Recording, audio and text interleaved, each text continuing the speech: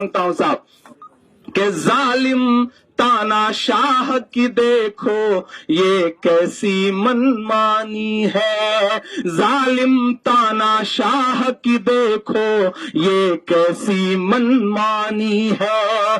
कारोबार हुए हैं चौपट और बर्बाद किसानी है।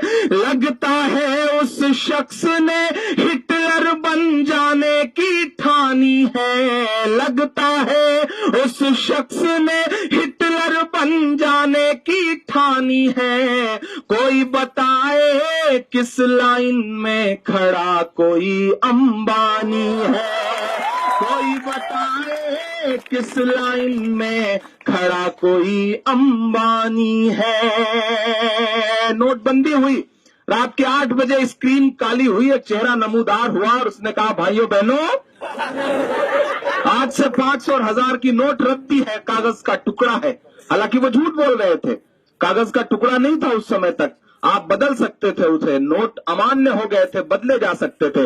लेकिन किस तरह से ड्रामेटिक तरीके से तीनों सेनाओं के अध्यक्षों को बुला करके ऐसा मैसेज देने की कोशिश की गई जैसे जंग छेड़ने जा रहे हों। सच यही है कि वो जंग ही छेड़ रहे थे, लेकिन वो जंग इस देश के आम आदमियों की जेब से थी। 500 का जो पुराना नोट था, 1000 का जो पुराना नोट था, उससे तकरीबन 35 दिन तक डीजल बिकता रहा, पेट्रोल बिकता रहा। लेकिन उस 500 के पुराने नोट से दूध नहीं बिका, सब्जी नहीं बिकी, अनाज नहीं बिका। क्यों? क्योंकि डीजल और पेट्रोल अंबानी का है, अनाज और सब्जी और दूध आम आदमी की है, किसानों की है। सोचिएगा, 72 करोड़ रुपए का कपड़ा पहनने वाले 2.5 साल में ये कहते हैं कि देश हित में फैसला है।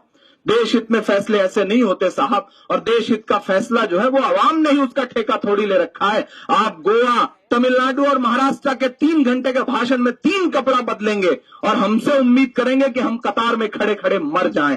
बोलना पड़ेगा ऐसे लोगों के खिलाफ। अगर चुप रहे तो ये वक्त बहुत बुरा है, जो चुप रहते हैं वक्त उनसे बहुत बुरा इम्तिहान लेता है। जिन अंग्रेजों की हुकूमत में कभी सूरज नहीं डूबता था, आज वो चुप हो गए, वक्त को नहीं पहचान सके तो आज उनके राजाओं के कपड़े बैंड बाजे वाले पहनते हैं। समझना पड़ेगा, वक्त से आंख मिलानी पड़ेगी।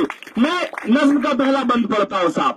कोई बताए किस लाइन में खड़ा कोई अंबानी है, लगता है उस शख्स ने हिटलर बन जाने की ठानी है। कोई बताए किस लाइन में खड़ा कोई अंबानी है। कि हमारे दर्द में गम में फटकने भी नहीं आए, हमारे दर्द में गम में फटकने भी नहीं आए, वो मित्रों कह के हाथों को झटकने भी नहीं आए। कहां तो कह रहे थे मुझको फांसी पर चढ़ा देना, मगर जब वक्त आया तो लटकने भी नहीं आए। 50 दिन पूरे हुए, मैं 46 मिनट तक लाइव सुनता रहा, झेलता रहा कि काश वो ये कह दें कि मैंने काले धन के खिलाफ जो मुहिम शुरू की थी मैं उसमें हार गया, कौन से चौराहे पर आऊं।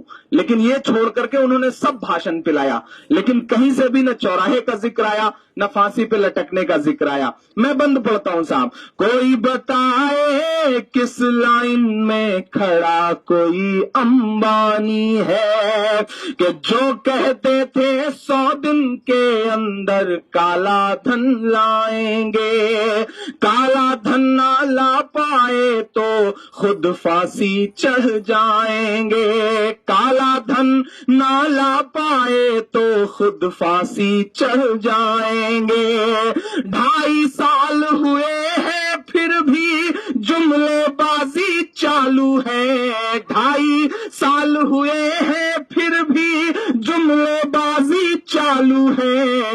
और भक्तों को लगता है कि साहिब बड़ा दयालु है, और भक्तों को लगता है कि साहिब बड़ा दयालु है। आम आदमी के ख्वाबों से ये तो बेईमानी है।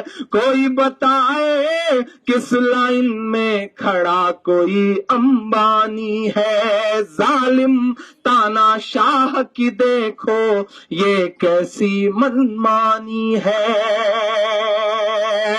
जेएनयू को सलाम कि आप उस शख्स के शातिर पने को समझते हैं और उसी तेवर के साथ उससे लड़ते हैं, वरना जब विपक्ष में बैठे लोग हैं ना وہ اس کا शातिरपना नहीं समझ पा रहे हैं। वो शख्स रिश्तों का भी कितना इस्तेमाल करता है कि अपनी 97 साल की बूढ़ी माँ को 4500 रुपया निकालने के लिए कतार में खड़ा कर देता है। आप समझिए कि वो रिश्तों का कैसे इस्तेमाल करते हैं। और हद तो यह है साहब कि जब उनकी माताजी पैसे निकालने गई तो लिमिट 4500 थी, वो निकाल करके आई, दूसरे दिन 2000 कर दी गई।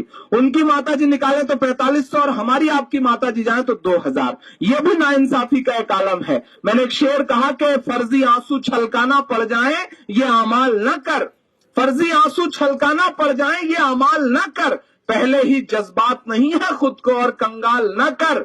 वोट के नाम पे, नोट के नाम पे खूब सियासत कर, लेकिन माँ जैसे पाकीज़ा रिश्ते का तो इस्तेमाल न कर, माँ जैसे पाकीज़ा रिश्ते का तो इस्तेमाल न कर। मैं ये बंद पढ़ता हूं साहब कि माओ बहनों के पल्लू के सारे पैसे लूट गए,